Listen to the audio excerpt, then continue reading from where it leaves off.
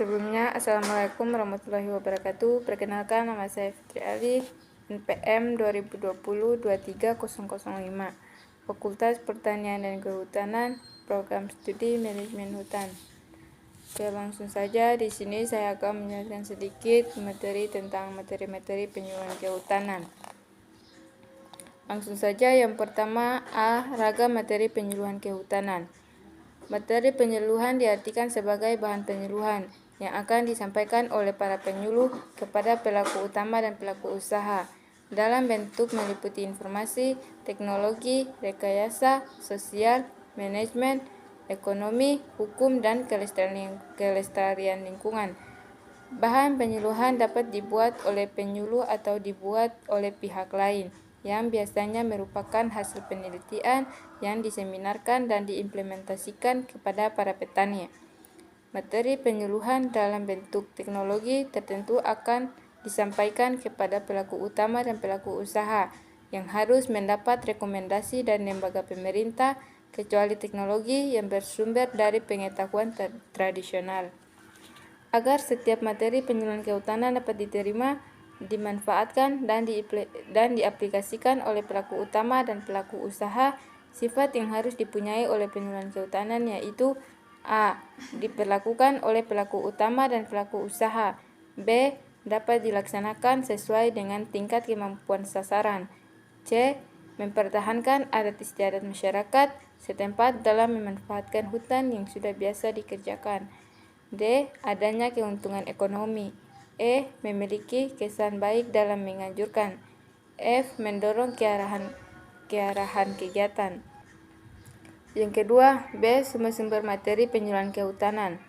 Dari beragam sumber penyuluhan yang ada dapat dikelompokkan menjadi 1. Sumber resmi di instansi pemerintah, baik yang berasal dari A. Departemen Kehutanan dan dinas-dinas terkait, B. Pusat-pusat pengkajian, C. Pusat-pusat informasi, D. Pengujian lokal dan dilaksanakan oleh penyuluhan, E. Lembaga penelitian dan pengembangan. Yang kedua, sumber resmi dari lembaga-lembaga satwa atau lembaga swadaya masyarakat yang khusus bergerak di bidang penelitian, pengkajian, dan penyebaran informasi. Yang ketiga, pengalaman petani, baik dari pengalaman usaha tani secara individu atau hasil dari demplot khusus yang dilaksanakan oleh petani tanpa bantuan penyuluh. Yang keempat, sumber lain yang dapat dipercaya, misalnya informasi pasar dari perdagangan dan perguruan tinggi. Yang ketiga, C. Sifat-sifat materi penyuluhan kehutanan. Ditinjau dari sifatnya, maka materi penyuluhan kehutanan dapat dikelompokkan menjadi 3 macam, yaitu yang pertama, berisikan pemecahan masalah yang sedang dan akan dihadapi. Yang kedua, materi penyuluhan berupa petunjuk atau rekomendasi. Yang ketiga, materi yang bersifat instrumental. Yang keempat, D. Pemilihan materi penyuluhan kehutanan. Apapun materi penyuluhan yang disampaikan, pertama-tama harus diingat bahwa materi tersebut selalu mengacu pada kebutuhan yang telah dirasakan oleh pelaku utama dan pelaku usaha. Dalam hal ini, adanya masyarakat sebagai sasaran utamanya. Namun, dalam implementasinya, penyuluhan kehutanan seringkali menghadapi kesulitan untuk memilih penyampaiannya materi yang benar-benar dibutuhkan oleh pelaku utama dan pelaku usaha. Ragam materi penyuluhan kehutanan dapat dikelompokkan menjadi yang pertama, materi pokok. Materi pokok yaitu materi yang benar-benar dibutuhkan dan harus diketahui oleh pelaku utama dan pelaku usaha. Materi sedikitnya mencakup 50% dari seluruh materi yang ingin disampaikan pada saat yang sama. Yang kedua, materi penting. Materi penting yaitu materi yang berisikan dasar pemahaman tentang segala sesuatu yang berkaitan dengan kebutuhan yang dirasakan oleh pelaku utama dan pelaku usaha. Sekarang yaitu ragam materi penyuluhan kehutanan yang dapat dikelompokkan menjadi 1. Materi pokok. Materi pokok. Ragam materi penyuluhan kehutanan dapat dikelompokkan menjadi yang pertama, materi pokok, yaitu materi yang benar-benar dibutuhkan dan harus diketahui oleh pelaku utama dan pelaku usaha.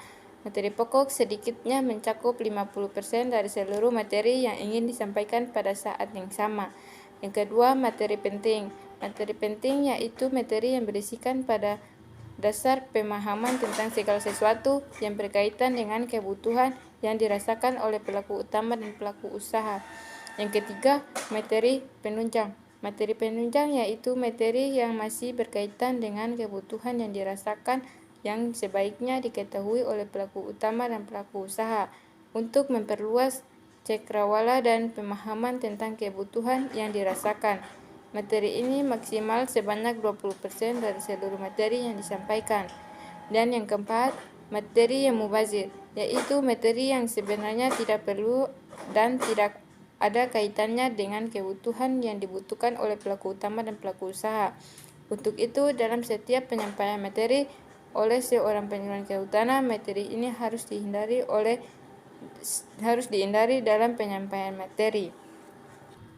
Mungkin itu saja materi singkat dari saya. Lebih dan kurangnya saya mohon maaf.